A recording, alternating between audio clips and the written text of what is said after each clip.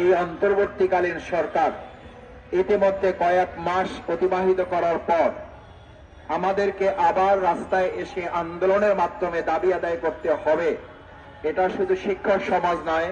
এটা এদেশের কোনো একজন নাগরিকেরও আর স্বাভাবিক বিষয় হওয়ার কথা নয়। সেখানে শিক্ষকরা যখন রাস্তায় এসে পড়েন, শিক্ষকদেরকে দেখলে যেখানে অন্য কেউ এখনো চেয়ার ছেড়ে দেন, আমাদের মতো ছাত্ররাও এখনো আমাদের সেই শিক্ষকদেরকে দেখলে যাদের চেয়ার ছেড়ে দিলে আমরা সম্মানিত বোধ করি, সেই শিক্ষকরা যখন চেয়ার ছেড়ে রাজপথে কোন রকম সম্মান ছাড়া তারা আদায়ের জন্য কোনো দাবি আদায়ের জন্য বসে পড়েন, এর চেয়ার শক্ত কোনো প্রতিবাদ বাংলাদেশের জমিনে কেউ করতে পারে এটা আমার জানা নেই।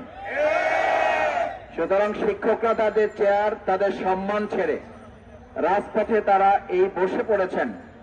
আমি মনে করি অন্তর্বর্তীকালীন সরকার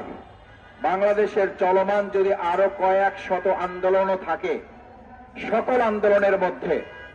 এই আন্দোলনের শক্তিকে তারা অগ্রাধিকার ভিত্তিতে গ্রহণ করবেন এবং সেটা বিবেচনায় নিয়ে আমাদের এই নন এমপিওভুক্ত শিক্ষকবৃন্দের যে দাবি, এই ন্যায্য দাবিকে তারা বিবেচনায় নেবেন এবং বিবেচনায় নিয়ে তাদের সাথে আলোচনা করে যত সম্ভব কম সময় এই দাবি আদায়ের ব্যাপারে তাদের সামনে প্রকাশ্যে সরকারকে কথা বলার জন্য বিশেষভাবে অনুরোধ করছি। সম্মানিত শিক্ষকবৃন্দ, আমাদের শিক্ষক ভাইয়েরা আছেন, আমাদের শিক্ষক মায়েরা আছেন, আমাদের শিক্ষক বোনেরা এখানে আছেন। আমি অনেককে দেখেছি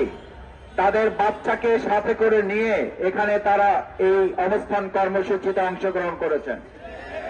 তাদের নাবালক শিশুকে নিয়ে তারা এখানে আছেন। আমি তাদের সাথে গত দুদিন আগে কথা বলেছি,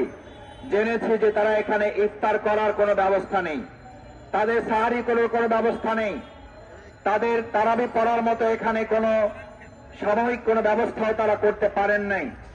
পবিত্র রমজান মাসকে সম্মান করে হলেও আমি অন্তর্বর্তীকালীন সরকারের কাছে উদাত্ত আহ্বান জানাবো, শিক্ষকদের প্রতি সম্মান জানিয়ে, পবিত্র মাহে রমজানের প্রতি সম্মান জানিয়ে,